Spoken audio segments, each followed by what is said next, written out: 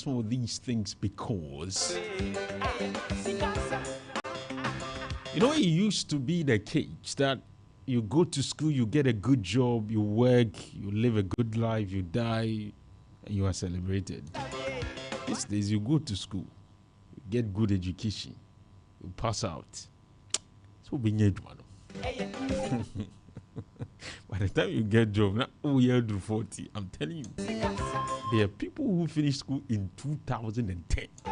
If I should tell you that as we speak, they are still yet to get sustainable jobs. There are people who finished school in 2015 in this country. They are still waiting. In fact, we used to think that for nurses and for teachers, their jobs were guaranteed. Then, as if you recall, when you go to teacher training, and we used to think that, as for them, guaranteed jobs. Yes. They are doctors, they are nurses and teachers in this country. In fact, yesterday or a couple of days ago, Elizabeth called us, who had finished nursing training, had been sitting at home. 2023, right? No, 2020. 2020. So I was telling Phyllis the story that, today someone called us. She's a nurse, and she said since 2020 they've not been posted. And then she said the next day when she was, the workers' nurse. So when she was in the elevator inside the nurse complex, some nurses were having a conversation. She heard them saying that since 2019 they've not posted us. So these are the options in Ghana. These are people who have gone to school, learned a trade, or they have gotten a skill. But to get the job is a difficult thing. So the question we're asking is, what's happening in Ghana? Is it lack of options? Is it because some of the young people are not that serious? Or we'll talk about it, okay? You are a young person. You are interested in this conversation. Join me with your thoughts on 05939329993. 05939329993. We'll be willing to read your message for you this morning on the show because we want to hear from you. How is life for you? Let's have a conversation as friends. As my buddy. I mean, tell me, how is life like? How are you getting by in Ghana? What's going through in your life? It's been a while we talked. So this morning, let's have that conversation, okay?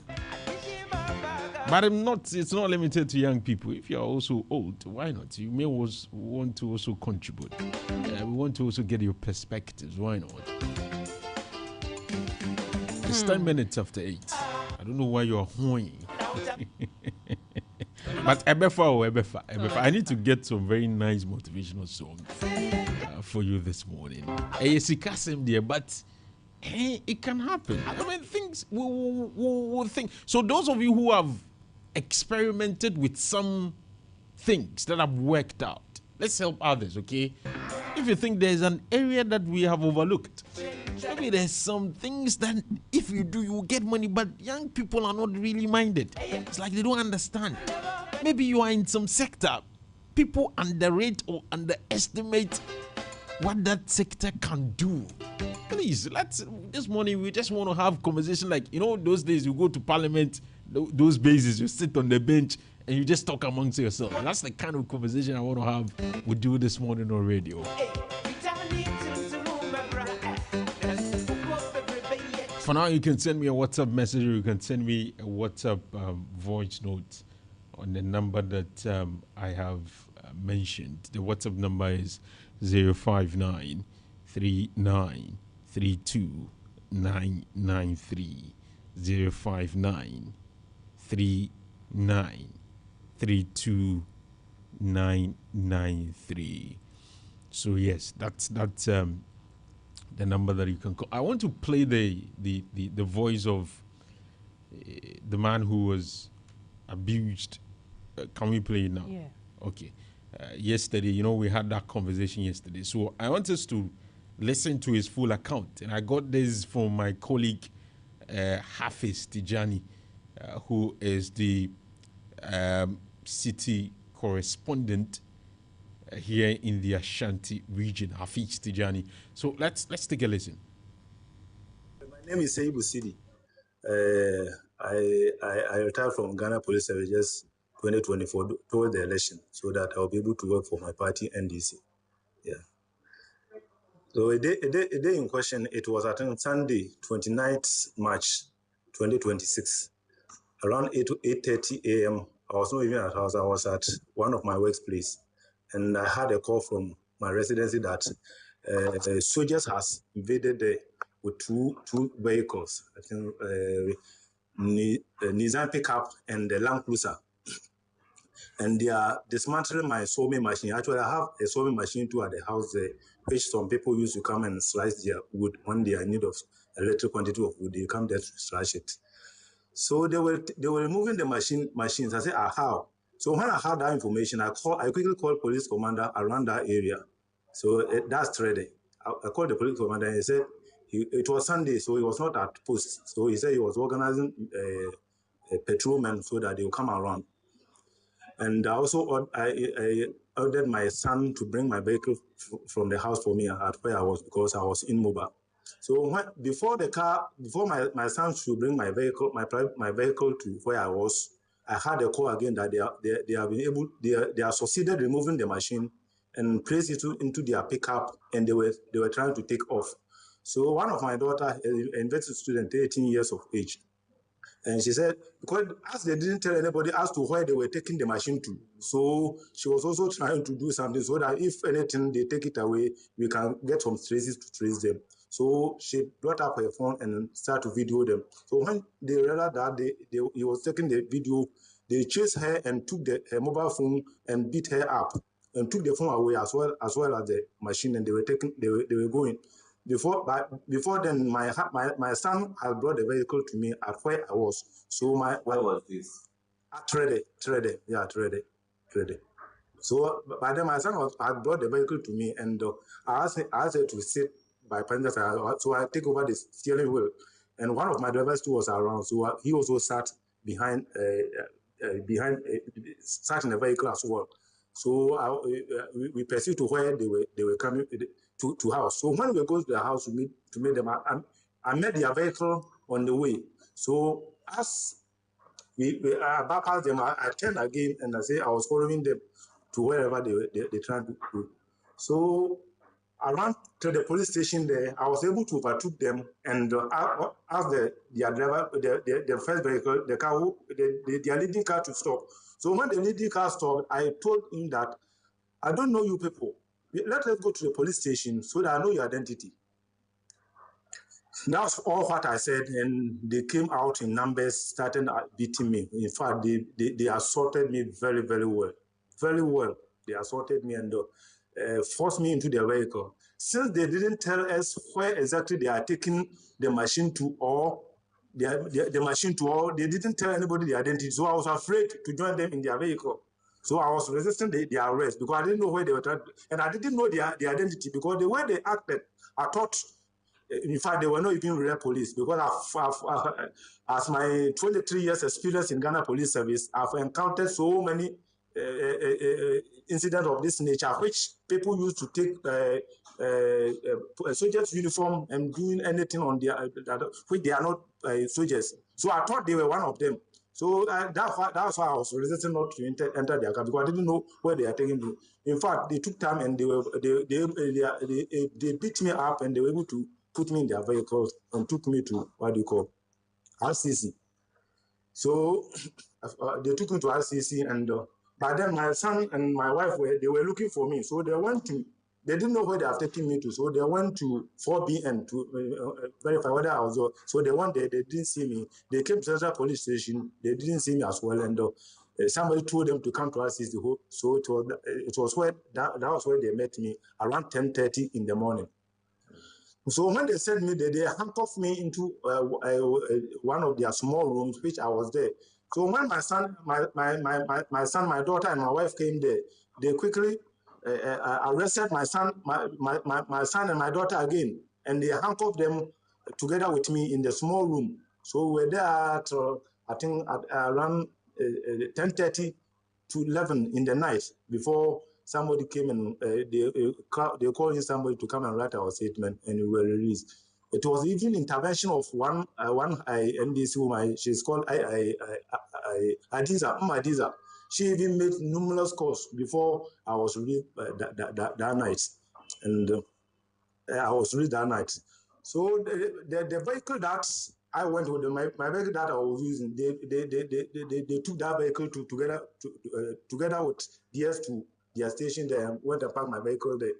And they were not trying to give. When I was released, day before, 2 days after the release, I went there for them to release my vehicle for me. They denied. They didn't want to give my vehicle because Alfa has said that they will use my vehicle for their normal patrols. They were not. So that's the account of Seidu Sibu. I guess that's the name. And to put it on record, 24 hours after, or more than 24 hours, I have not seen any statement from either the National Security, the Regional Coordinating Council, or the regional minister himself on this matter. And so it looks as if, just like we had predicted, this is going to be business as usual, swept under the carpet, and then we'll move on. And then we'll wait for the another episode to also happen again. Because if you look at his story, it's quite, and he identified himself as an NDC member. If they can do this to their own people, you want to ask if it were to be an MPP person or somebody who is not a member of the NDC, what would have happened? I think, Alpha, they didn't do this. When they were doing this, it was not with the, notion that this person belongs to a specific party. It was just the effrontery and audacity they had to do that to any Ghanaian, any Ghanaian at all. That you dare ask them questions. Who do you think you are? And the man gave a very valid explanation, right? That during his time as police officer, he knows that people sometimes wear national security uniforms, military uniforms, and do things. And so he was asking, let's go to the police station. Which is fundamental. And if you're going to arrest somebody, you should even have identification on you. He should know who you are and where you're taking him to. And he should even be given the opportunity to access a lawyer of his choice. He should be taken through due process. And so he was asking basic questions. Because as we speak, I have not received any counter statement. So I'm going to go with what the man has said. Because that's what we have as we speak. Right? Now, even if he resisted arrest, the question is, did he have the capacity? Looking at the number of people who were involved. Okay, that was the primary question or fundamental question I was asking yesterday. Okay, and now he was taken to RCC, put, according to him, in a small room till around 10, before other people needed to make calls for them to release him to write a statement. It's like this whole thing is like somebody just trying to show somebody where power lies. That's the simple description you can give to whatever happened. And I'm saying that we cannot allow this to continue or to go unchecked, because then that will mean that there will be a lot of, chaos, a lot of abuses, a lot of unlawful things, all in the name of national security. If you want to secure the nation, if you are a member of national security, you should be the ones doing the right things, following the law judiciously, religiously, not being seen flouting the law because for some reason you are a member of national security. There are even countries, Alpha, with far more advanced security systems and agencies, and even those people, we don't see as much brutality from their state officials. But I don't know, I think this issue would have made headlines and would have stayed in the headlines for maybe days if the man had died. He could have died. He could have, but it's just because, he's still alive and he's still surviving. He didn't get there and he's still alive. That I believe we've not seen anything. And nobody has taken responsibility from the people in charge. I'm sure the people who did that, they'll go to work today. They'll go and sit in their office. They went to work yesterday. Yes, when they dispatch. You think them, that we are report just them, making whatever the noise? term We are is, just when saying unnecessary when things. they go outside again and someone tries to question will them, do the they are same going to thing. do the same thing to that Why? person. Why do you So- think you have to, because you have power? So And nobody has taken responsibility as we speak. Not even including. It is not even right that these people feel comfortable doing what they did. Like it's just okay. Because they can suspect that nothing is going to happen. And so this is going to continue. We do not know the next victim. Many who are the victims that we've not even spoken absolutely. And yesterday some of This them is- even about. spoke Yes, about this is the one that we have seen because it was recorded to and the extent circulated that on according to social him, media. even his child was beaten. Yes. And her phone confiscated and eventually arrested. For what? What did she do? She was taking a video of them. But if you know you're doing the right thing, why are you concerned that somebody's taking video of you? And which law says that we can't take video of people Yeah. like you? What will have been the evidence if not for the video? So it is what it is. I don't know if we are going to get any I doubt. Apology. And I'm sure just like naturally we'll move on and then they'll go and do it again I and mean, then how- move on. how is and going? Then, yeah, so I don't know if the man will take maybe legal action against I doubt people because who did even that. interview he has been impressed upon not to even do grant interview. any more Yes, interviews. because yesterday I spoke with him. They said, Charlie, there's pressure on me that they say I should stop talking. Where is So the in other pressure words, coming from? the more you talk, we can punish you the more. Do you understand? It's like threats that you want to tarnish our image. Oh, okay, you are talking. What we've done to you Where- is where is that-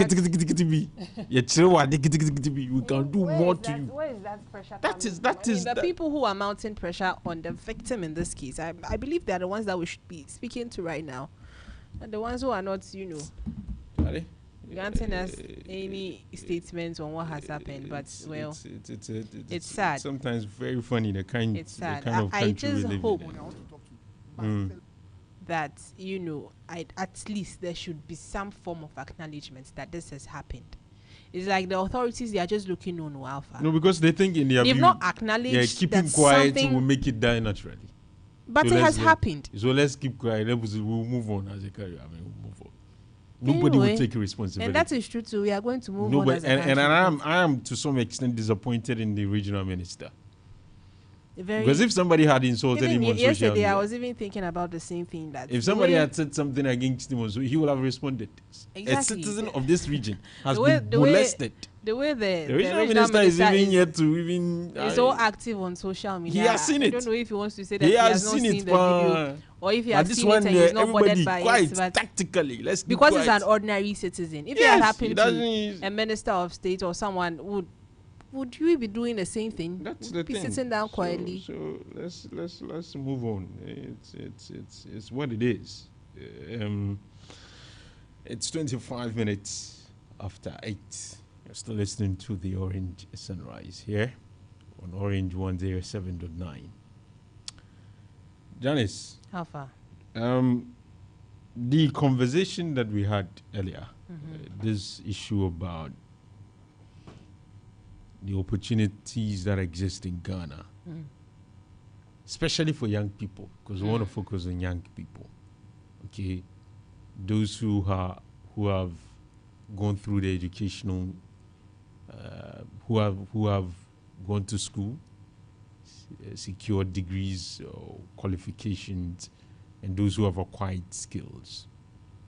Now, we have established the fact that for the means or for the sake of survival, people are doing different things so that they can survive. We've also established the fact that materialism is also another layer of problem that we're dealing with. We've also established the fact that now how you make the money seems to be immaterial largely. What is most important is you getting the money.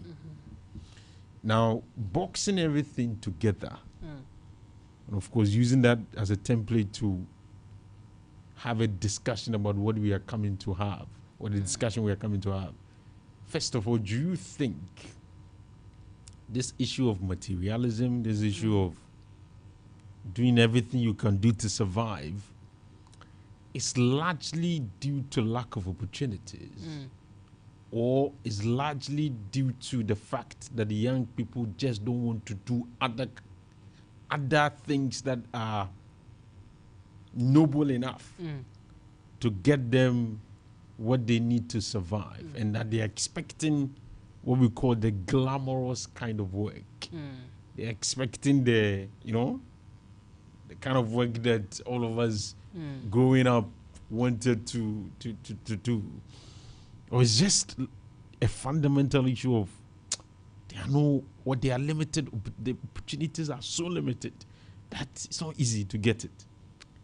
Well, I think it might be a combination of both, dependent on the person that we are considering. But largely, I do not think young people are lazy or that they just want to get money through other means and not, put in the sweat and everything. Because Alpha, even the glamorous job that we are talking about these days, let's be fair, let's be honest, let's be objective. We know that these jobs, they don't pay that much.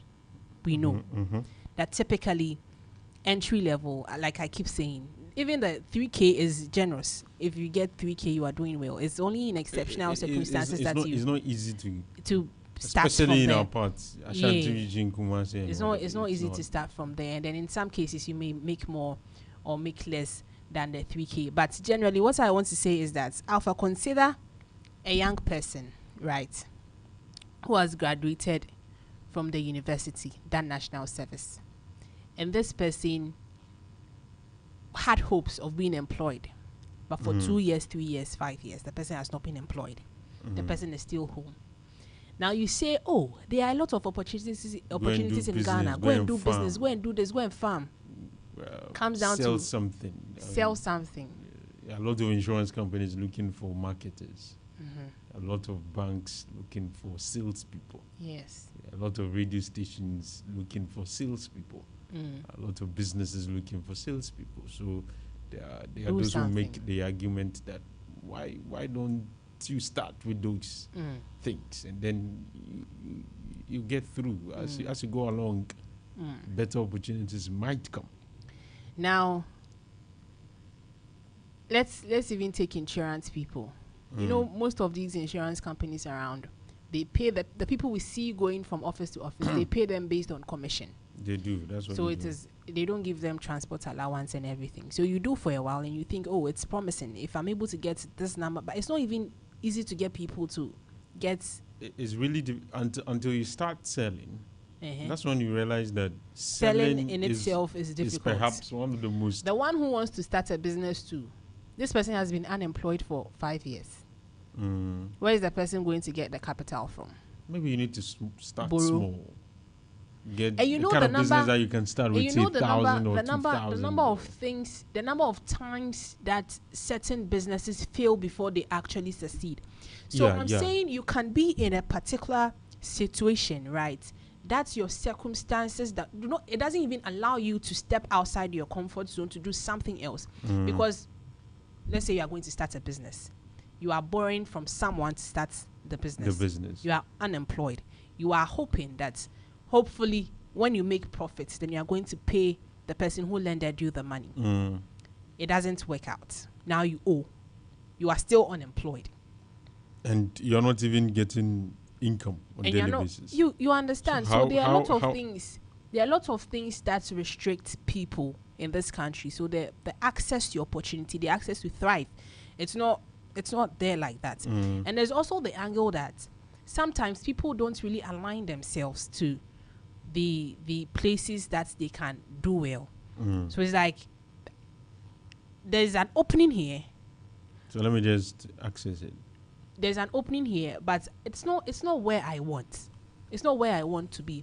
But all the same, I think it boils down largely to the access to opportunities, right? And I always say that when you are born rich, you are not starting life the same way that a poor person's son, daughter is starting from. You are starting on different levels. He has to run people's more or less baton, kind of, because it was this illustration that someone gave that in life usually it's like a baton race. Okay, so say I am the head of the family. I started the family. I am holding the baton. So I need to run with the baton to a particular point. So the next person coming will have to come and pick the baton and run his race to another point. But he said that for most Ghanaians, in most Ghanaian homes, what happens practically is that the baton might be in the hands or possession of somebody, but in his quest to run, will have left the baton at the starting point. Will run. So when you come, what you need to do is to go back, Go and pick the baton, first of all, run his race. before you start When you running end yours. running his race, then you start your race. By the time you start your race, you might be older. Maybe another time call. So you might not be able to also start your race. What it means is that the person who will come after you will have to also come and do your race and then try to. So it is the reason why poverty is cyclical, because young people in many homes are solving legacy problems. They are solving past questions. You know, when you want to go and prepare for examination, they are solving those questions before they come to their. So they are unable to leave that foundation for the ones coming. So it means that we are passing on poverty at every point because the foundation was not there. Exactly. It's one of the major problems you are dealing with. So now these two people are starting life. The rich man's son, the poor man's son. They are starting life, and they are not starting on the same. I think we can agree on that. That's, you know, when you are starting from a rich home, you are starting differently. When you are starting from a poor background, you are starting differently. And one of the things that the rich man's son or daughter has over the poor man's son or daughter is opportunity, access to opportunity. Because first of all, you know, there was this video where someone was sharing his breakthrough story that when he was 19, he had a conversation with his uncle, and the uncle lended him money, and then he went to invest in oil and gas. And all of that. And then someone was saying that after hearing that conversation is when he realized that he should check who he listens to, because at 19, first of all, how did the person get the idea that you can invest in oil and gas at the time? And how did the person manage to convince an uncle somewhere to put in that amount of money? And this is the person said, oh, when he took the money from the uncle, put it in oil and gas, it failed, but then he learned his lessons, he invested elsewhere in another company. Somebody is somewhere, doesn't have the uncle, doesn't even have the capacity to imagine that, oh, I can invest in oil and gas, because... So why not have the capacity? Because... It depends on what you consume, isn't it? No, it depends on what you're exposed to, Alpha. But you can change your exposure. I was telling my sister that, you know, in certain communities in Ghana, and then this is like even in Accra, parts of Accra, when you have conversations with people and you ask them, say JHS people, and ask them, oh, what SHS do you want to go to? What do you want to do after school? And you move to the more developed part of Ghana, you get different answers. Okay. It's largely because of exposure. But now we are told that the world has become a global village. So I'm saying that the phone... It will shock you that... I'm coming. The phone you're holding, the laptop you are fidgeting with, what are you consuming? All of these... What content? All of these, Alpha. All of these are advantages that I am experiencing, first of all, because of where I am and the people that I know. Okay. And where I'm coming from. And I don't say this lightly, because there are still people in Ghana, that's one, don't have phones, don't have laptops. When I was a TA, I met someone in KNUST first year. And so we went to do this virtual orientation for the students there. And so I realized that this particular girl, she was just sitting. Oh. When you come to the library, you're asked to turn on your computer and just access your students' portal. So all you have to do is, when you turn it on, you enter your password. Yes, your credentials, your name and your password, and the thing comes on. So the girl was just looking. She has no idea. So I went to her and I went to ask her, are you following? And she said she has never typed before. where is the mouse? She can't find a Keza. All of those things. And this is university. This is university. It means this that she's a very, very good student from where she is coming from. Background. There are a lot of people there that have not seen what a computer looks like. And I'm even sure that the phone that she's holding, she got her first phone when she was coming to university. So there are people like that, right? And first of all, let's just say that you give these people access to technology.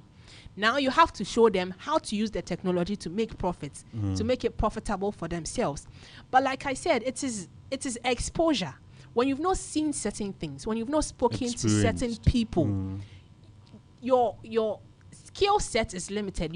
How you can think. Your geography sometimes limits. Yes. The kinds of things you will do and the kinds of things you say and the kind of things you will listen to. I think you're right, because if the dominant group or the dominant narrative is in a certain manner, whether you like it or not, that will influence your thought pattern. Because that's what the dominant group usually would discuss, usually would think about, etc. And on the flip side, there's also this good side to the advancement of technology and the access to technology, is that I believe that young people these days are striving to become better than our parents and our grandparents, especially in the Ghanaian circles. So I can say that averagely, when you pick your phone and you go on WhatsApp, you find a lot of people selling something on social media, on WhatsApp, on TikTok, on Facebook. They are trying. You see the innovation that these days Ghanaians are. I think the innovative youth is we are forcing. I think we are really trying. So there's a flip, but it's like we are starting from somewhere. There are limitations. There are systematic failures. There are systematic flaws that are really limiting your advancement. So you come down even to the point of struggling. Let's say you are struggling. And the last time I was even explaining to my mother was saying that she doesn't understand why a lot of young people would rather prefer being security in, say, the US or UK than doing the same thing in Ghana, because let's say you've graduated, you are not finding job. And why would you not do this? Yeah, why are you not comfortable being a security in Ghana, but you'd rather want to travel and be a security there and you leave your family? And I was telling my mother that, see, if I travel to the US and as a security, they pay me $30 an hour. That is 300 cedis. If I work for 5 hours, that is what? 3 times 5 is 15. That is $150. $1,005. That is $1,005. If I'm in the US, I can send you 1,000 cedis a month. But that will give me more fulfillment. Ghana, but if I'm in Ghana, earning 400 cedis a month. They are giving me 400 cedis. Yeah. How long will it take for me to get money and send you some? You have to borrow and eat. The 400 cedis after taking out. You have to borrow and take out. Or sometimes you have to walk. After taking out transportation, after taking. In fact, you can't take out. You can't even. It can't be removed. You understand?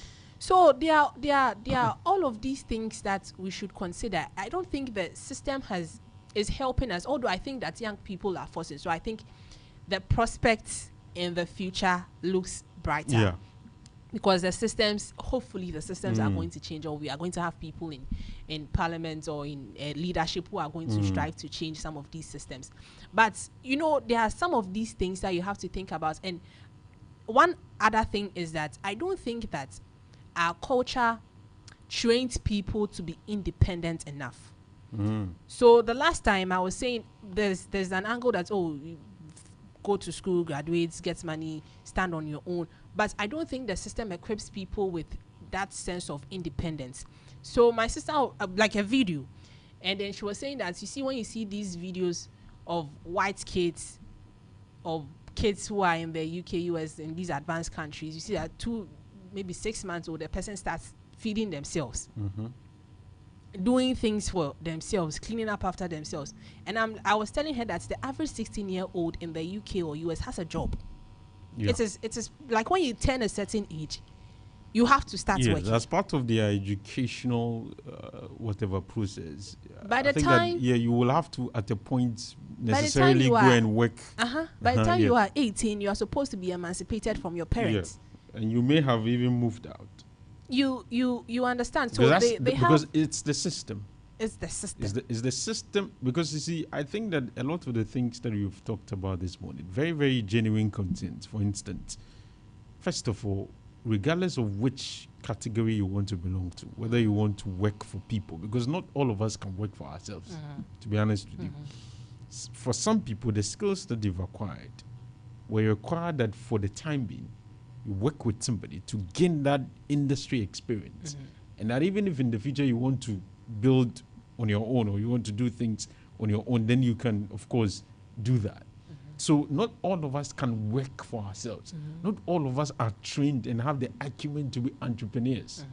So some people will have to work for some people.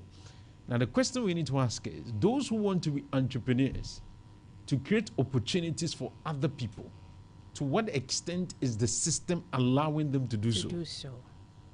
So what's the business atmosphere like?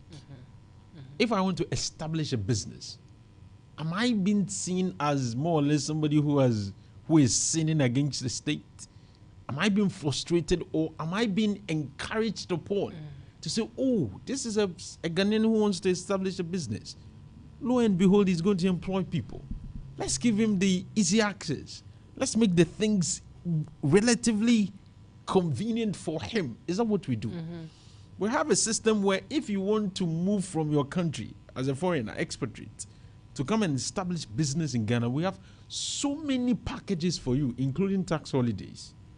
What do we do for our compatriots who are here, who want to establish business in Ghana, employ graduates from KNUST, from Kumasi Technical University, from Christian Service? What systems or what opportunities or what things are we doing to make the process easier for them? Because guess what? We have now established the fact that as for government, it is limited in the number of people it can employ. Let's say government can even employ 1 million people, which is overly, estimated. Maybe they can do 700,000. But let's be overly generous, 1 million. If we have, say, 10 active people who are looking for jobs in Ghana today out of the 30 million population, it means that the private sector will employ 9 million of them, or will have to employ 9 million of them. Where are the private sector? Where are the businesses? Are they expanding? How are we treating our Are they making business profit? The tax regime, is it punishing them, killing them, or making them thrive? What opportunities have we given them so that the graduate coming from the business school at KNUST can have hope that I can go to Janice Limited and get employed? So I'm saying that on that score, the business environment itself, the businesses itself, the opportunities that we need to give to these businesses to be able to expand, to employ more, we are not doing it. And for some reason, we expect that. Anytime I go to KNUST, I'm saddened though. Because when I see the sheer number of people going to, I'm like, hey, guys, so when you are done, where are you going to go? Which is very concerning, right? Which is one of the arguments I make is for a country like Ghana, which is a developing country, one of the things some of the things, critical things that we need to develop in this country is industries. We need factories. We need all of these things. And then there's UMass, there's KNUST, there's Lego, and all these universities producing engineers every single year. How many of them get absorbed into the system? Very few. Very few. Very, very few. Very, very few. It's and you will have to be connected. Somebody must know you, or you must know someone to get some of the jobs that you may be. So I'm saying that, you see, amongst the things we can do is to decide that we want to make Ghana an industrial hub. Or we want to make Ghana the country that makes businesses flourish or thrive. Until we do that, because any country that the only means of becoming wealthy is politics is doomed. If we have a country where it's only politicians that are wealthy, and that is where we are getting to, that to be wealthy in this country, you have to be a politician. Or even if you are a business person, you must be strongly connected to a politician to thrive as a businessman. It means that the opportunities are not fair. And everything is connected to politics. How many of us can be politicians? That is why you have a system where politics has become a moneycracy. Yes. It has become investment. Get the money wherever you get the money, invest it in politics. If you succeed, you will make tons of it, thousands of profit. Any country that makes politics look like a business, rather investment,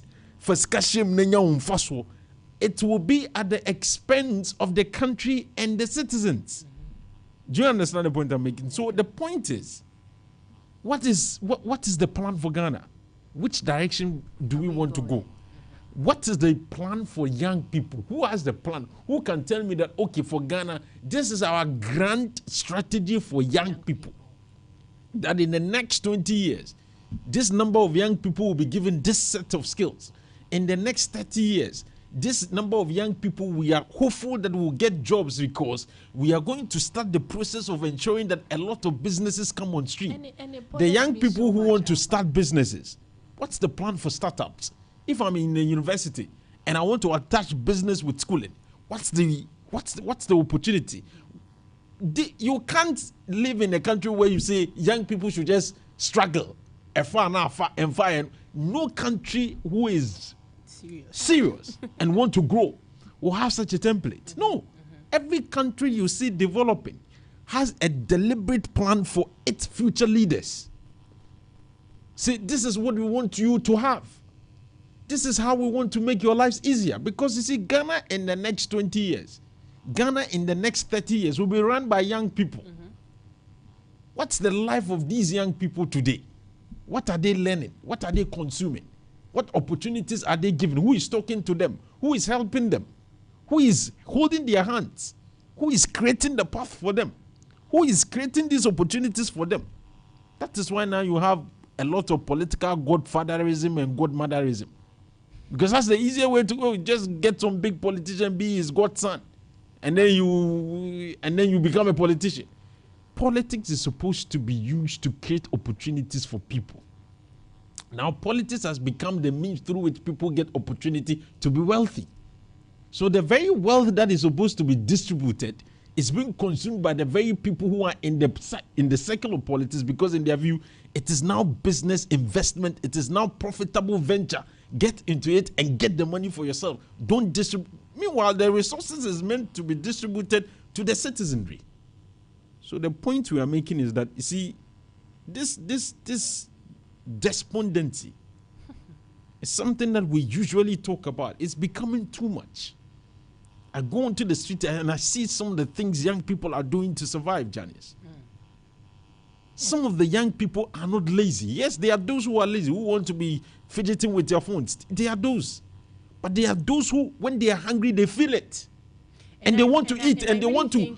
If we are being honest as a country, Alpha, the young people who are very ambitious and have plans of succeeding are a lot. Yes. Those who don't want to do anything with their lives. Because if the opposite was true, the Ghana would see is a very different Ghana. I think we are still able to enjoy a very peaceful atmosphere in this country, and we still have relatively lower crime rates because our young people really want to succeed. They still most of them want to succeed. So the men today, if the work he's doing, let's say he's getting 1,000 cedis, and on this show we have on a number of occasions done the calculation to say that amount is unrealistic. It cannot sustain that young man for a month. Even the 2K, it cannot. So the young man will have to look for other opportunities elsewhere. That's why a lot of them may be betting. Okay, and some of us have the audacity to come and say it is immoral. Yeah, I understand. But you see, the question is, do you think they are just doing it because some of them are doing it because they just want to do it? Yes, it's good. Some are doing it because for now, without betting, they will have died. True. Without betting, this money, he will not get the 20 cities to go and buy that gobe. It is the betting money that some people are even using to do capitals. I'm telling you, and the betting is even shifting their minds towards like, okay, I am expecting to win something. So, okay, you let me wait. Maybe I'll win something tomorrow. Assuming if they do not have such a hope, imagine what some of them will have done. Okay, so I'm saying that, yes, for me personally, I will not bet. I will not urge anybody to bet. But sitting afar, I don't pretend to think that all the people who are betting are just betting because they are bad people. And they don't know what they want to do with their lives and with their investment. They are useless. No. I think that there are some of them who have seen betting to now be the means or one of the means to survive. Okay, now you take the ladies. Now we are talking about slave queenism and what have you, and hook and those. Some of them are doing it because they just want to do it. There are also some who are using these processes to survive. And without it, things will have been very, very difficult for them. I will not sit on radio and to sound like an angel. All of us are doing stuff. Sometimes, you see, the only thing we are doing is that we are sinning in a different way, and then judging other sinners who are sinning in a different way. Because even the elderly, ask yourself some of the things people are doing in their offices to survive. Some of the deals they are cutting to survive. Even those we call the politicians, what are they doing? The chiefs, what are they not doing? The clerics, the religious leaders. We've seen stories and we've heard stories of how pastors and imams are the things they are doing to survive in this country. These are the very people who come and preach to us about morality. Meanwhile, when you turn the other side and you look at their lives and the things they do, and so the messages they can put out in their... Yesterday, I saw a video of a woman challenging a pastor in a church. I don't know if you saw it. I've seen it. I've seen that. Something maybe Friday we will have to deal with. So the point is that all of us are doing something because for some reason, this country has allowed you to if you want to survive, engage in one or the other bad kind of stuff. So it's either some people are using their phone for sporting events. Some people will have to, you see, some people, the people who call scammers. They have left senior high school, get some laptop like Mac's laptop. Usually that's the kind of laptop they use. Is it a new laptop? It's a new laptop. The man has gotten a new laptop. Levels don't change. Yes. So, but anyway, Alpha, I was about to make the point about, you know, one of the things that bothers me a lot in this country is that local producers tend to lose more than the people that we import from. So it's like the importation is easier. It's profitable than to do local production in Ghana, because when you produce locally, your cost is going to go high, and so your goods are going to become expensive, more expensive than the imported one. So people will buy the things that have been imported. And I was reading a book, right? And the book was doing an analysis of politics in Ghana from the colonial time through to Nkrumah's time, and I think very recently. And one of the issues that the book pointed out was during the colonial times, one of the issues that we faced in this country was that, you know, the church, when they were starting to inculcate the churches into Ghanaian culture and all of that, the church sought to equip young people with skills. So they were training people in shoemaking and those things. And they realized that they will teach the young people how to make shoes and everything, and they will produce the shoes. But then they'll go and import cheaper shoes. So people were not patronizing the locally produced shoes as much. We've had foes and, you know, the second hand. So now people were buying those ones because those ones were a lot cheaper.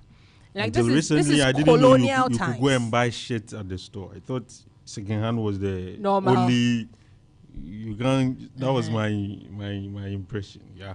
And this is colonial times. Colonial times, and we are still fighting the same thing in 2026 Ghana. So what it means is that as a country, because we are more into importation, the businesses in Ghana that will do this production or produce these goods are, number one, first of all, facing difficulties with the state actors, okay, regulators, the tax collectors, and all of these things, when it add on to the final price, will make it relatively higher. So they are not competitive. And for a country like Ghana, immediately we see somebody with a white skin, that's it. Like everything they want to, like we are, go bring your business, they will facilitate for those people to come in. Okay? And then do all the things that they want to do. At the end of the day, killing our local businesses. What is going to happen is that you now have a situation where a lot of people in Ghana can't find jobs because the businesses are not there. The ones who are there are collapsing. The ones who are still running are just breaking even. A lot of businesses in Ghana are not making profit. You understand? They are pretending, but they account one. You see, but the little taxes we collect, the taxes we want to use to govern the country, some few people who, through corruption, siphon these funds. And all of a sudden, they become very wealthy. Okay, the taxes, so every now and then, the few people are being pressured to pay tax. That's what we are doing in Ghana. If you are unlucky to be in the formal sector, and they can locate you, identify you, who will pay tax, the way you pay tax. But then we are unable to use the little we've gotten through taxes to share so that all of us will benefit. So few ones are paying the taxes for all of us, but few ones are taking the taxes that is meant for all of us. So at every time, every now and then, majority of us are struggling. Majority of us are struggling. So the opportunities are not equitably distributed. And I am seeing that, you see, for this democracy to work and for this democracy to be sustained, it depends on how it gives opportunities to its people, especially young people. If we think that now go to school and manage and get your job, however, teachers, nurses, whichever, that government, whether you like it or not, must support young people. Because that's the future of any country. Every country in Ghana today, every country in the world today that is serious, is thinking about how it can support its young people, whether through skills, whether through education, whether through entrepreneurship, whether through all kinds of means. It is only in Ghana that it appears that young people are left on their own to just struggle and survive. However you can do it, just do it. Just do it. Nobody is who is going, Master, this is how we do it in Ghana. Just find your way through. I don't think that is the way to go. So we are begging the people who have power. Some of the young people want to work. Yes, we understand that some don't want to work. And let's not be diplomatic about it. There are those who just want to idle about. There are those who just want to wake up, sleep, eat, watch television, watch social media, have fun, and that's it. But some want to work. This morning, there are people who are holding brown envelopes. Go to the various offices. See the number of young people who are knocking on doors. Young people who are calling 10 people in a day. Charlie, pay you more. When we are school, Charlie, please sort me out. Even if you are not going to pay me every month, I just want to, have something doing. I'm sure there are people who are on the neck of some people consistently looking for jobs. Oh, please give me something. I want to do something. So there are people who want to work. But where are the opportunities? So that's why these days people finish school and in a hurry, they want to go and do their masters. Because when you're masters now, you are just sitting at home. You are not doing anything. And you are selling on social media to how many people can buy? So now if you do master's too, then people don't want to employ you Because they have say, to but pay whilst you more. had degree, nobody was even employing you. So then they do PhD. You have to lecture. And you go and lecture. And the lecturers do now, they are plenty. Oh, Ghana.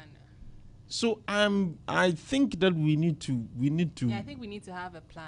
we, Alpha. we, need we to have a young plan for our people, young people. sometimes I go to Charlie and easy. I'm telling you, maybe you don't know, maybe where you work, you don't interact consistently with young people. Maybe you don't engage the level of frustration, Janice.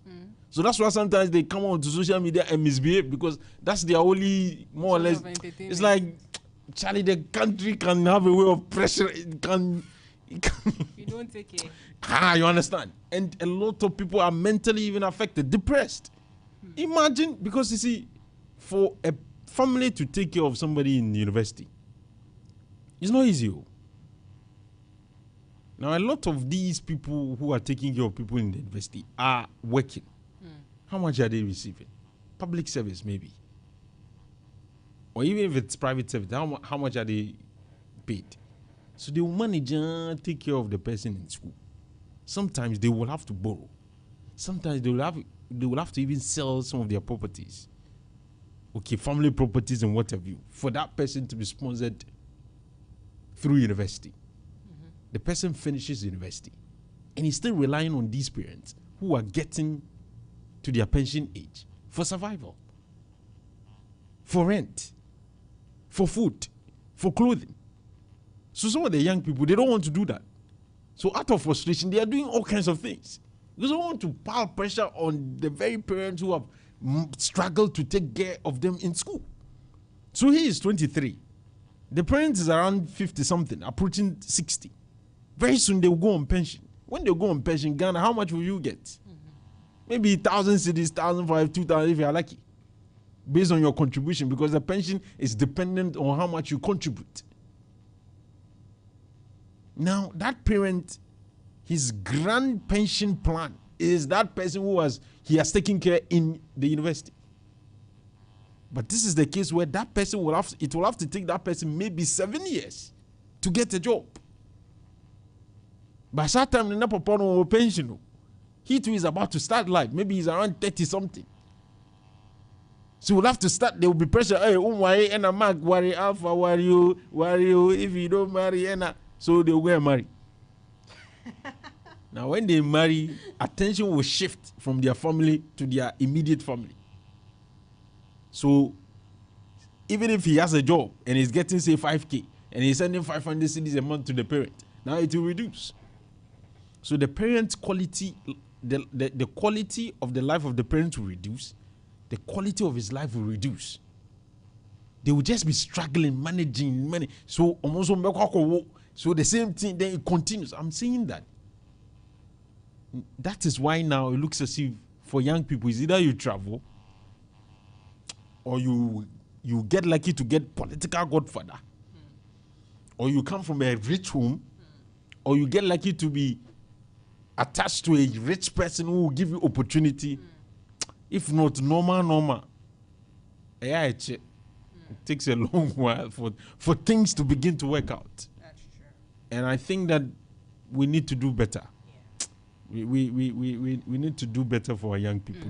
They are yearning for the opportunities. But you know why people keep on saying that there's a lot of opportunities in Ghana and in Africa is because of this very thing that we are talking about. There are a lot of problems that we are battling with, and wherever there's problems, it means there are solutions. And if you manage to come up with solutions, people will patronize that solution, and that might be your breakthrough. But I think this morning, my point is we should equip our young people to become problem solvers.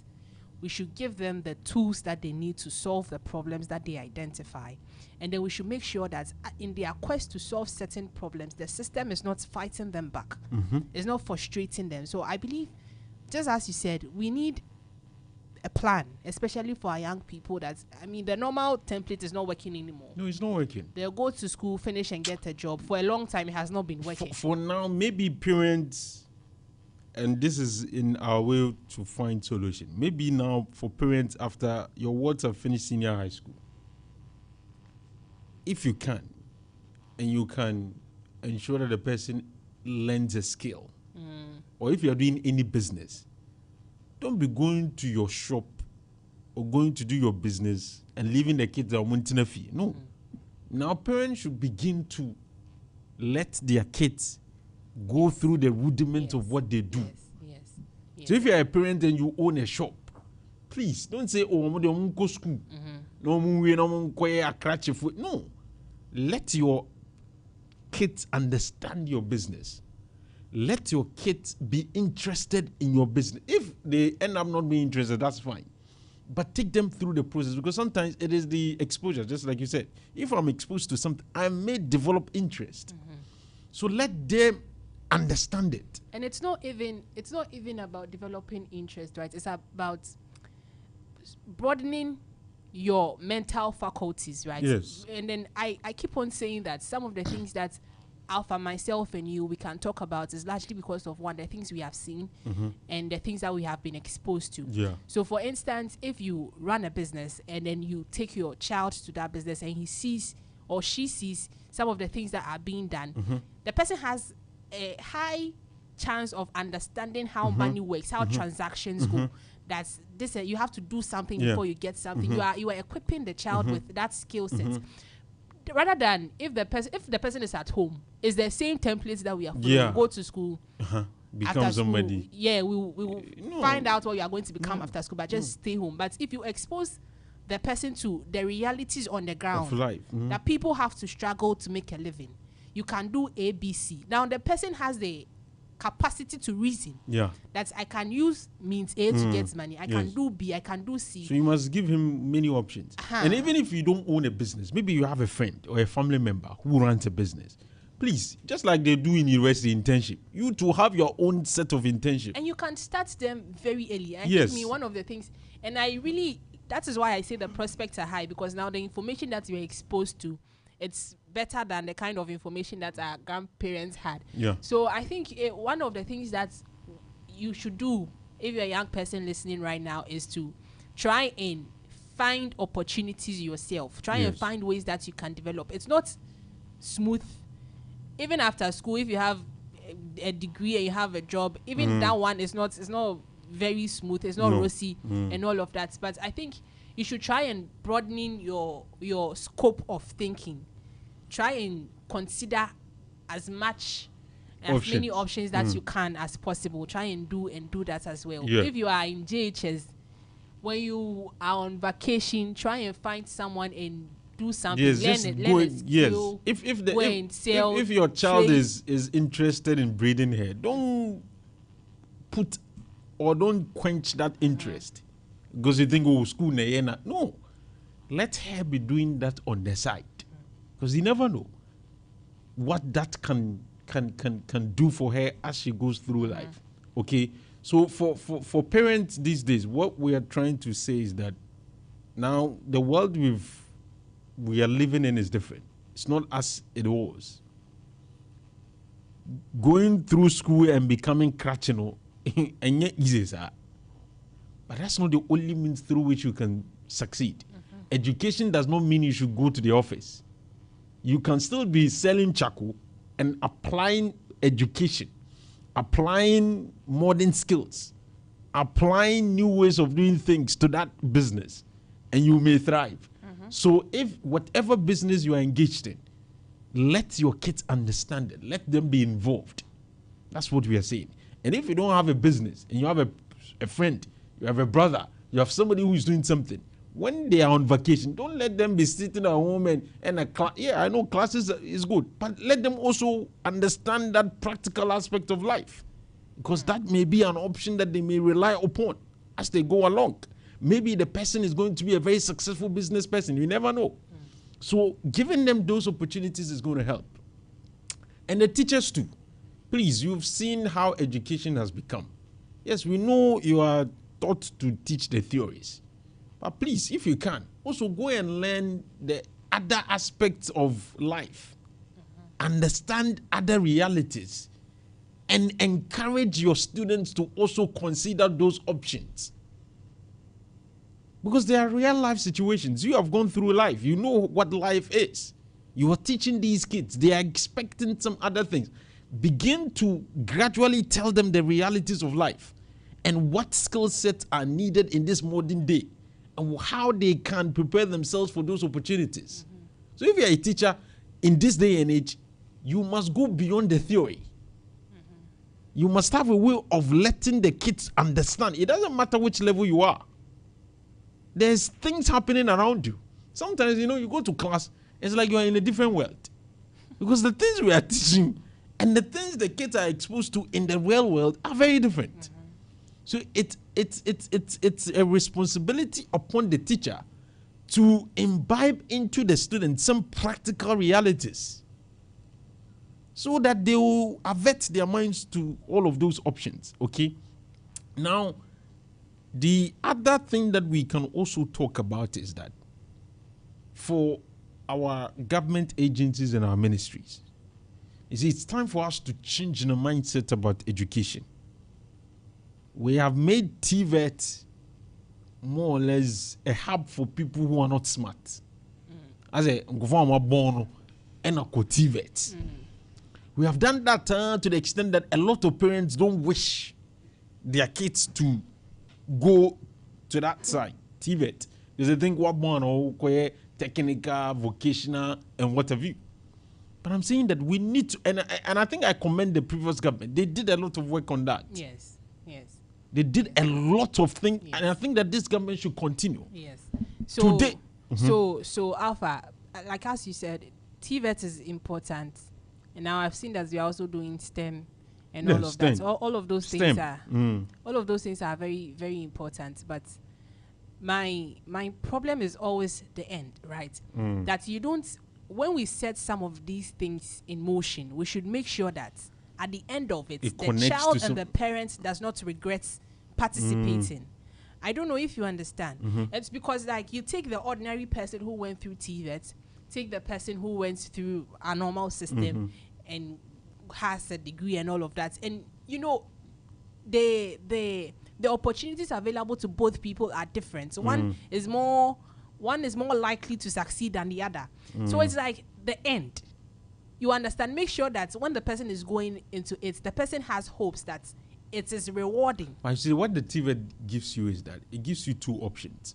It's either you can start something your own, or do something your own, or be economically active, or you can be employed in various industries. You see, that is an option that sometimes you don't get in your normal grammar kind of schools. Do you get the point? Yes. So I am seeing that we need to deliberately change the mindset about TVET. Being technical is not easy. Me sitting here, I am not technical. It means that I am incompetent in that area. You're not vocational either. Do you understand? The Swami magazine person you are taking your car to, you think he is not smart? He is smart in a different way. You think he's not smart because he cannot read? No, that's not the true measure of smartness.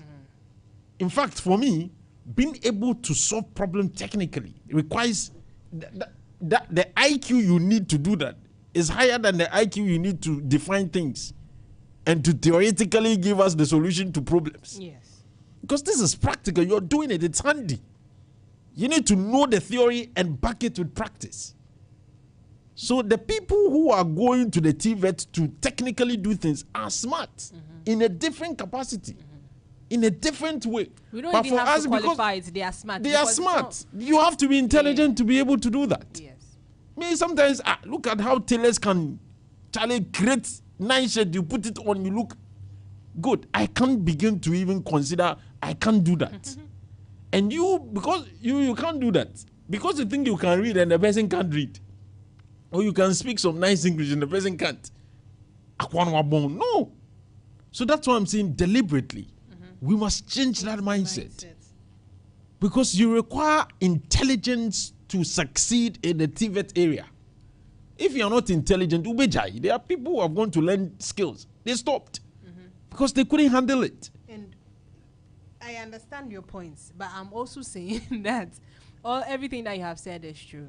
We have to change our mindset towards TVET and everything. But one way of changing the mindset is to make sure that the people who are in these programs are reaping off the benefits, right? So, for instance, like how we reward, say, top students for KNUST, valedictorians, and we have all of those things. I think we should maybe start doing that for the people I think they do it. I think they do it, but because you see, not only the recognition that this and this is what you have done, but we should see them. Do you understand? Start making them take up roles and do things that people can see and testify. That is because this person invested in the skill and potential that he had, that he's here now. Rather than just talk about TVET, we are broadcasting is that, oh, it's not only this, you can also do this, you can also do that. It's good, but it's not enough. We have to do more. No, I get your point, but the point I'm making is that the opportunities that is for me, regardless of how you look at it, there are more opportunities in the TVET area than in our normal education, what have you. Do you understand? Because for the TVET person, even if he doesn't get employed, he can do something. Because the skill is, okay, sometimes the only thing he needs is two. Because if your car is broken down, he can fix it for you and get something. But for you, if you don't get employment as a cleric or as you may not be able to do anything. Do you get the point? And we've seen examples of how students, not long ago, Kumasi Technical University, some students, what kind of vehicle did they even produce? Solar-powered vehicle. How did you think they come up? How did they come up with that idea? And how were they able to do it? It's because they are technically savvy. They understand all these things. The only problem is, just like you said, unable to give them opportunity to scale up. So we've seen examples of some technical engineers producing something amazing. I remember when we had COVID, we needed ventilation. And it was one of the critical things that we were not having in Ghana, because at the time, there were students at KNUST who produced ventilator. In Ghana, they produced it. And so there are people in Ghana who are very intelligent, who can create things, who can produce things, who are technically savvy. So just like you said, yes, we need to also recognize them. Because imagine you own a car without that mechanic who you think didn't go to school. How can you survive? Because every now and then you're calling him. Okay, without that tailor, that event you're going, how would you look like? He's the one who is applying his skills practically to make you look good. That carpenter, that painter. Do you understand? These are people, the artisans. And for some reason, we don't seem to give them the respect that they deserve. And we don't seem to have structured that area very well to make it attractive. So nowadays, we are told that even artisans, we are in short supply of them. And that people from our neighboring countries, they are the ones doing the tiling, they are the ones doing the painting, they are the ones doing the masonry job, etc. Because a lot of Ghanaians are discouraged to enter into this field because it is believed that what more and Okwesa. So we are saying that yes, while the young people are looking for opportunities, let's also do some things deliberately. Parents can do their part, teachers can do their part, young people themselves can do their part. Government, agencies, institutions, businesses can also help. Because if care is not taken, we'll come to a point in time where this country, a lot of people will not sacrifice. In fact, we are at that point. It's like nobody will think about this country. Nobody is even dying thinking about sacrificing or doing. No. Because everybody thinks that this country, the more you sacrifice, the more you'll be punished. So we need to give opportunities to young people. 21 minutes after 9. I know you want to come through, but I want to play this first. After that, we'll pick some of your calls.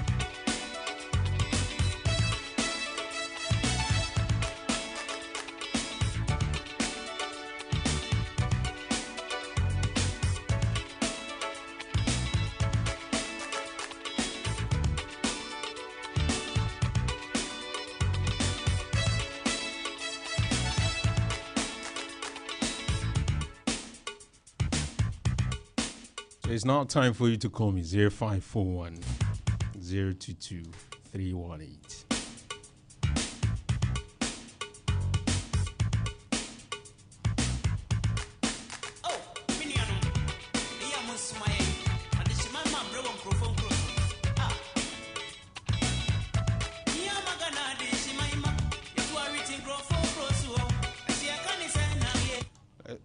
Let's speak to the first caller. Good morning. Aba morning. Yes, I'm Zeda Jimmy Dio. Dennis Marish. Aba, unko ya na me nkapi fa. Adwuma no wo ya emu wo ye memesi wo ye beze internet ya na pada for my pada asembi na me fa nche fa tu da ka adano me ka traffic yi bi ho atem.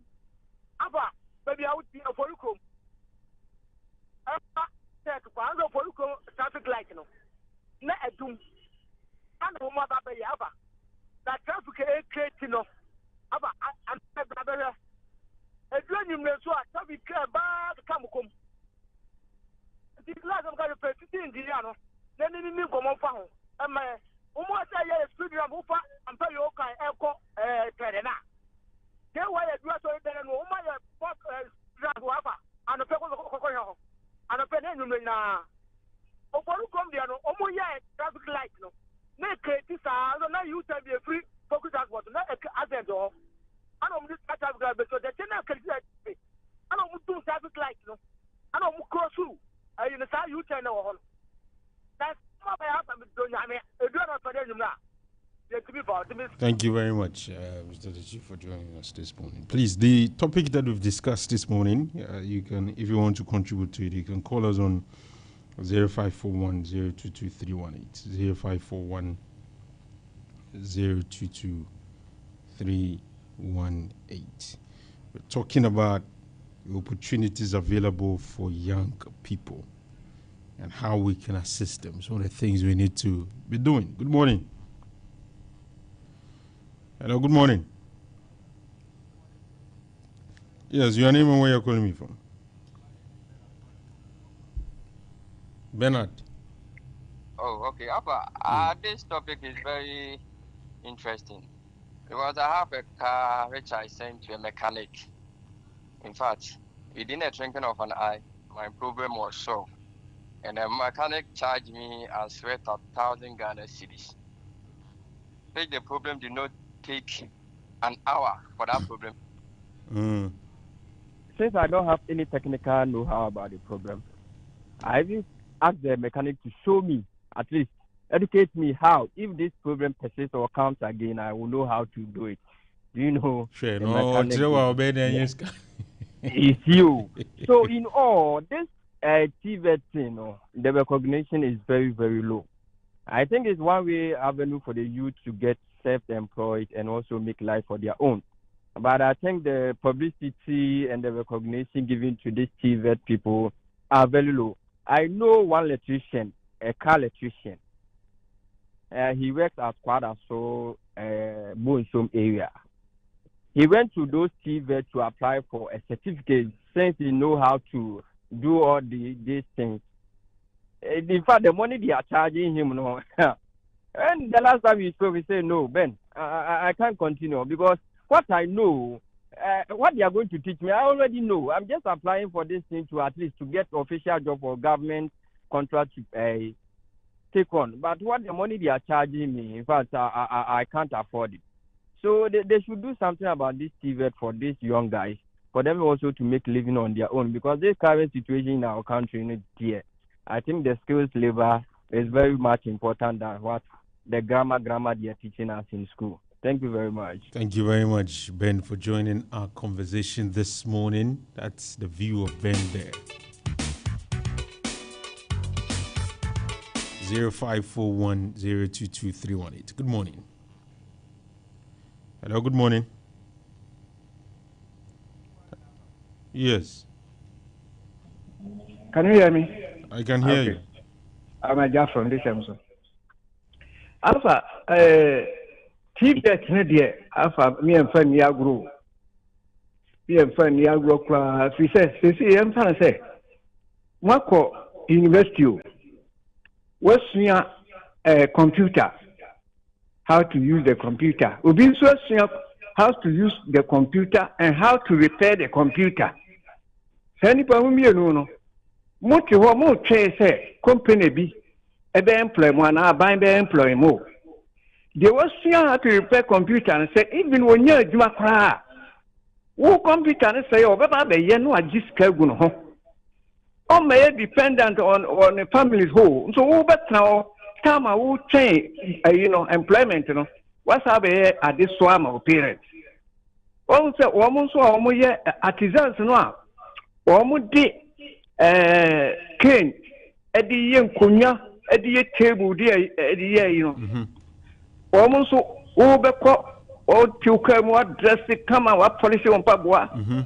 One also Najumano, a son said Tino a woman, or also I am hoofing at the hole. Now Ubeko order and Yamano. One no, or better you not Sikaswa, why no hoofing out to us and Sikano or Diano. What dress no, no salary no need a half a cry.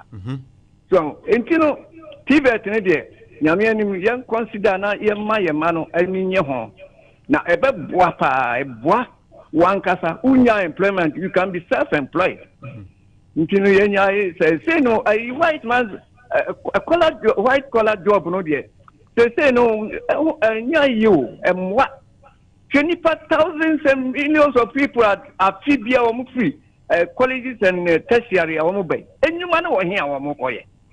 Oh, Intinan said, who's the Anacra, Sabia in France, who's what says handiwork and so I can want. And Sababoy. Thank you.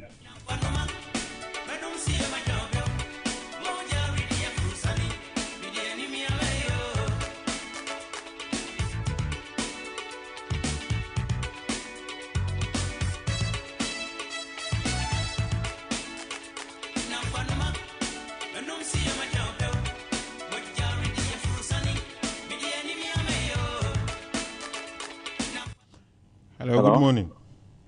Good morning. Yes, your name and where you're calling me from? Yeah, I'm Kofi calling from Bobine. Kofi Bobine, talk to me, sir. Yeah, the issue is saying, with the personal assurance, the issue with the youth and employment in Ghana is not about the youth being lazy. Let me tell you, the larger extent, give a Ghanaian youth an opportunity to see how best or how they can exploit. But the system is not helping us. Personally, I've worked with one of the reputable banks in Ghana for close to 10 years before I've been able to establish the business I mean, my dream business. Oh, good. Because the system. What business is this? I'm into photography and videography now. Oh, okay. So how difficult was it to start on your own? On my own, because the resource, the capital, how to acquire the capital wasn't available. The opportunity available was very lean. So I have to put myself through. I mean, working for another company, which is a banking firm. Okay. Because I know, because Ghana education is about, the survivor. So I knew probably this I can survive through. Yeah. So I've been able to gather for close to 10 years, gathering money so before I'm able to fulfill my tool. See that the Ghanaian youth are very good and we are smart, but the system is not helping us. So whoever says Ghanaian youth are lazy or loitering around, the person doesn't know how the system works.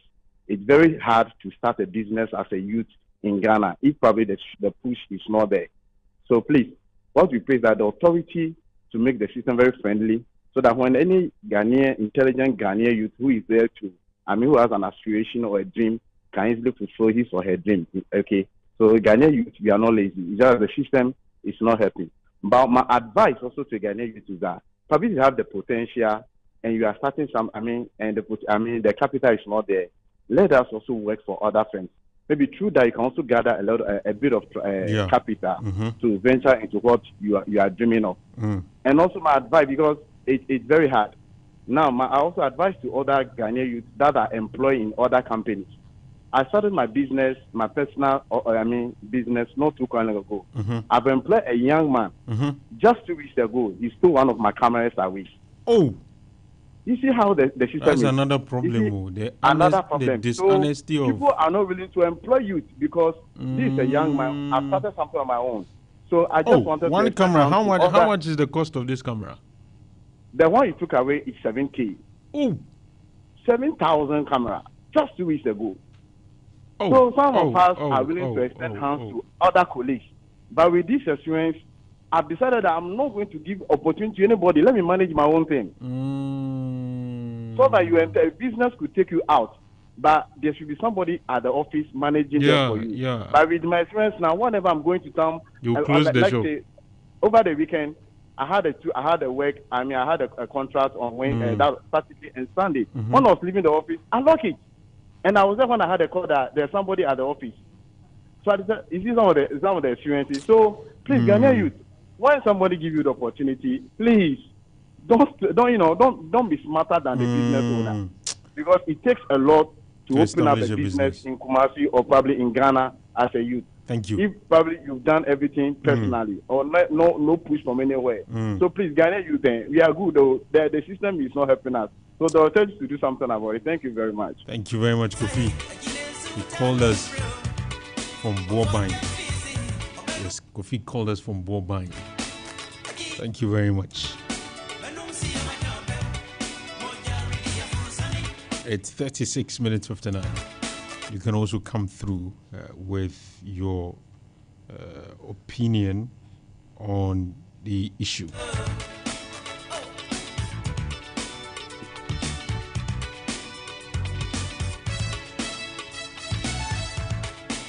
Let's speak to. Good morning. Good morning, Alpha. How are you doing? I'm good. I hope you're good too. I'm good. I really like your conversation. I'm Kobina Kwanza. Kobina Kwanza. I'm calling. Yeah, Kwanza. I'm calling from South Africa. Okay. Kobina, talk to us. What's your view on what we've discussed? My view is about the job opportunities are there. But for example, going to seek a job for at Lancaster Hotel, the person might how the hotel is. Then maybe, for example, if we are about 3 guys written an application letter to the office, and they call us for an interview. One is and the one interview us is try as much as possible say, maybe your salary expectation. Someone will say maybe 1,000 cedis. Others will say maybe 500 cedis. Other one will say 4,000 cedis.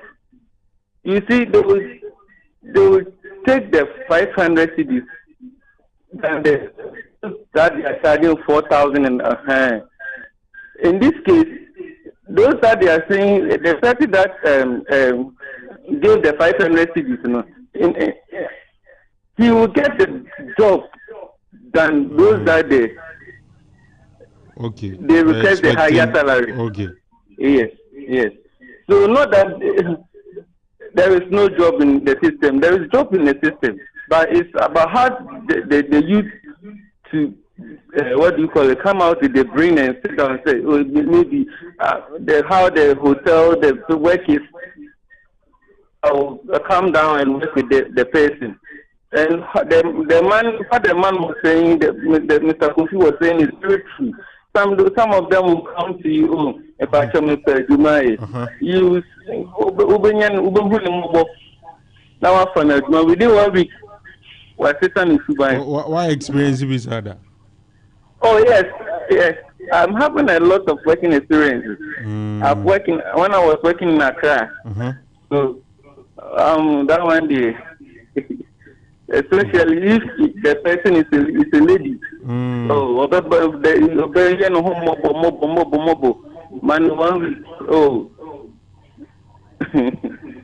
It's something. The youth must learn. Okay. Thank you. Yeah. Thank you very much, sir, for your contribution this morning. And that's Kobina.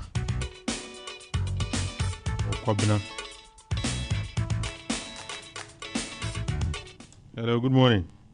Hello, good morning. Yes, your name and where you're calling me from?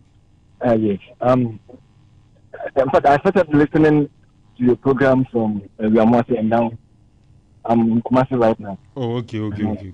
But Your name? I enjoyed the program. I'm Eric. Eric. Eric. I've enjoyed the program, yes. I've enjoyed the program very much. Okay. And Thank you I like the fact that you were suggesting that the teachers should also consider teaching practically to our children and the rest. But you also made mention of certain things that I also want to talk about it. Please do so. See, at the point, you sounded like we are all doing one way or the other wrong things. You see, if it happens like that, then I don't think we can advise people because if you are in if you are a point a first one, if you are a connection, and like I say, it's two points when I something about my catch if you are wouldn't be an or baby an in cray. So, you know, say if you are two amount for one. Oh, one of the other, no, we are all not perfect. We are not all angels, but if it's me, I say, if you are also be more, we'll see this to the no, we'll see the Pakistan. So, it is a misunderstanding. I want to say, see, no, teachers not say, almost say, your manners right there, almost morally, no, almost no more say, say, open up, papa, when you make and the bishop. But so what the abrabo if you are born if you are kululu ni san manamano e be come abrabo one in a way no NCG so we know we say bit me no so aka ho ye nkura ya so ma di na omo moral no na be some the county afa nya mission pa why. Thank you very much. And masai Meteo. Hello. I want to catch it. Yeah. In fact, I have learned a lot of vocabularies from your program. Why? Oh, that's it. Yes. Yes. Yes. Sure say Janiza. Thank you very much for joining us this morning. 0541 022318. That's the number to call us on and contribute to the conversation this morning. Good morning. Hello, good morning. Hello, good morning. Can you hear me? Looks as if we are having. Okay, let me see if I can. Hello? Okay, let me connect you. You stay on. I'll do the needful. Can you hear? Yes, talk to me. Your name and where you're calling us from. All right, my name is Kwame, talking from KNUST. Okay, Kwame, KNUST. Talk to me. Yes, I want to tackle this issue from the. You know, every institution has HR. And what HR does is that they acquire talents and then they develop talents. Okay. And so in the sphere of life and the family system, our mothers and our parents, let me use the mothers and the fathers.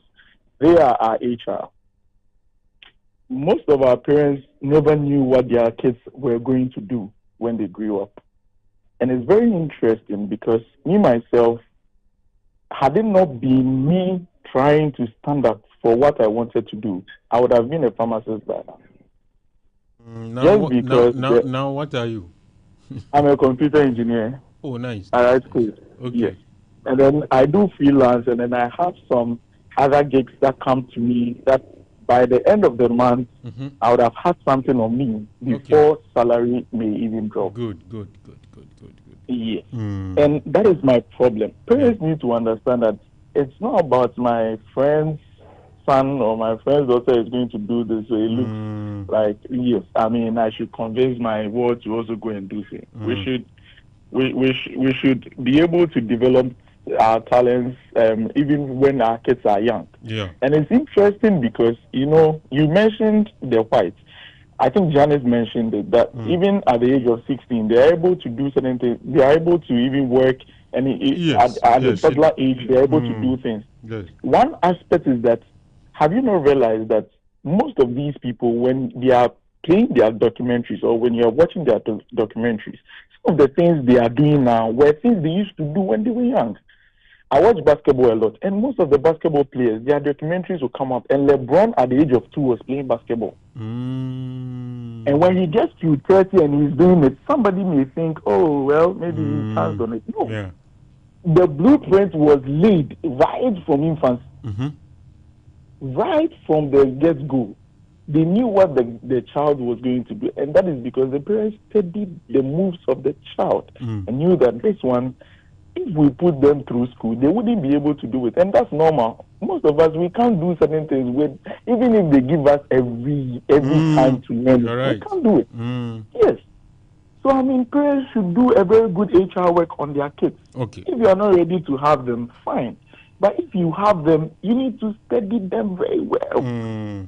And now imagine LeBron being a computer engineer. He would have been a computer engineer. Exactly. ABI. And then all these greatness would have been lost. We should stop blaming the government for every single thing. Developing the talents of your ward, is it the government's responsibility? I don't think it is. And so, I mean, please talk about that angle too. And then let's encourage the parents to do a very good job on their kids. Thank you very much. Sure, thank you. Thank you very much, Kwame. Kwame called us from, is it K University or Tech? Is it Tech? It depends on how you... Yeah, some people will say K University, some people will say Tech. Some people will say, okay, Ayodias is not Tech. Good morning. Ish. Hello? Hello, sorry, Alfa. Kobe, meet you. Mitia James Nemai. Yo, what you super? If I'm baby no, yaw for no me and penny for no count because of the yaw for no theory na here banka bla you say and come activities beyond. Say yes. Oh, me won't go for be or mamma me at all, Musa Alfa. In school, on a business be a la be obesion in China. Scout be amount to Benyan. Wow, as a school, I'm a school could I won't feel it on. Sabin and Kawasa off for it today because Benny bedroom baby now. Once I will pay more degrade in a pledge, you man. Sometimes said the foul, and will be so or bubble out. Hey, Alpha, do no firm, no, or pursue do firm. And Tibama guy, no, a Jumano Kuranya would there, or be back as a Upeska, and as I would their own pay Juma. Because Nipano, Yawo firm, a Jumasiani amount for near more moya no Alpha. Ebi fire man son or more ebe succeed into onya sa opeso do fasa akwan na so inti no bon sa akran wajai obi so wa study nanimu kan ono pesabu di esre ya se ombeti machire ni eme bi nya theory no kwa anka na you together Thank you very much, Kobe, for your contribution this morning. It's 48 minutes after 9, and we are still picking your thoughts, your views on the conversation we had, opportunities for young people, and whether or not there are opportunities. Good morning. Hello, Alpha, I've come back again. This is Kobe. Yeah. Briefly, let's see. Can I, for a Jumano? Yeah, for the no case, my name now for fair, say, I will for needing. No, I will for no more procedure, go school. Who prefer go school now? Time I measure that age. It's not you. I will work, yeah, the work with school. What the kind of university, and you one who do to Sanyamia dum or pick out. Never. So you have to force yourself. Say, May, and an American Alpha, a tomorrow power, tomorrow me, Nyamia dum trusting and then me brad studio you can say South West category A. Our family Juma is our family Juma menene But Kabia, many years, almost 2 months. Like, what Jimmy didn't see, or baby, or the white then, but my info before from maybe. The panel of Beba, baby, at times of some, yana humbleness, name fire to say, That's it. Yes. Thank you. You know, I can't they come on and say, you to know, if they are writing an application and they call them for an interview, especially their salary expectation, they shouldn't charge a high amount. Otherwise, don't make a say you hear from us later, nice where you see the crown or moonbeam. That's it. Kobna, thank you very much for your contribution as well. We'll take just about 3 calls and then we'll wrap up the conversation this morning. Let me go to Obapa Fali. It's been a long time. Obapa. Alfa. Me too got your pop. Me wo hopa na me tie mo pa na say. Rice and stew no. Why is on famba? Zongo rice. Me de beba dodo. Me de beba vibe me say about 3 years ni. Me say men kasa. Is my yimania afri so. That why you when na wo so mapiem. Yo, and me yimani. Na wo dia ba. When you na me dia ba why. Me ti won ga che so okay. Ana ko ya na me sua de kakra so na me tie mo du se be frɛ na na me nya ho frɛ. Oh, adi so de boa. Mo sa de pam de wa fa bi anka ho sa de ya ti de se o upgrade.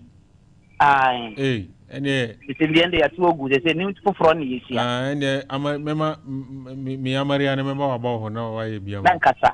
E be design kama. Dimitio. Edika ne beda wase. Me aka se onyankopɔ nkoso anu nhira wo.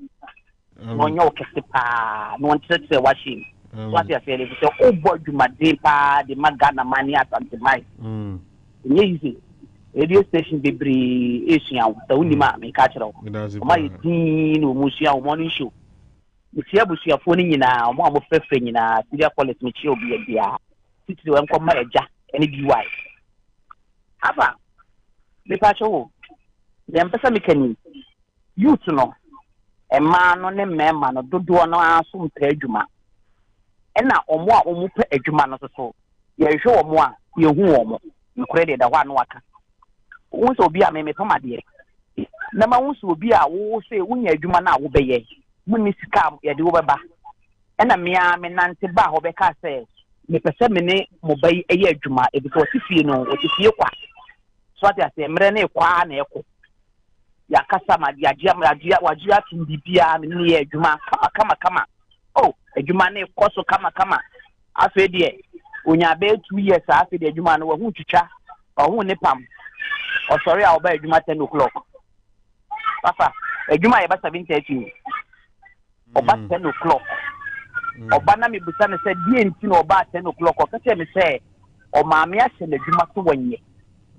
eda me so me kache se na tam na now afina me chira won de ene de wo de mre ne ye adwuma wo se Ghana so de emre ye tutu mre ase ye tutu mre ye fa mre ye adwuma wo nti so wan pa se me ma bre me moja ni ma anye wo kapre woni afidie woni akonya woni bibia ma chira wadwuma afina wo be ye adwuma aboa me ama me so medi wo so mfa so no wo de wo ye nti tambia nipa no hu na na ubuafu so ade afi oba so anu wa ye adwuma na troka ya mpon ekura na okofie oh no coffee.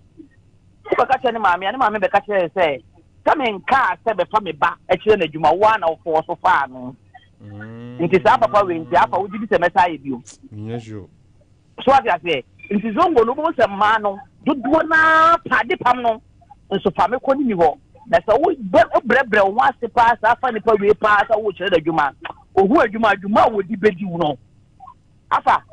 He, ubenu wo sa wo ye papa. What I say, they say me machana manapon ho wakoye exam wa jini certificate wa graduation wa bibia also the no answer na potutu wa baby shop me nema na de wa ha nyina wo yi wo ko wa nkra me oye adwuma di na me ka kiro So what I say? Miss me who na dem both. Oh. Me who na dem both pa. Yes. So what I say, no you to no ankasa do na ampa adwuma. O mo ampa adwuma no so ye kakra bi. Wo yem se wo de ni wo tire ni pa na adwuma.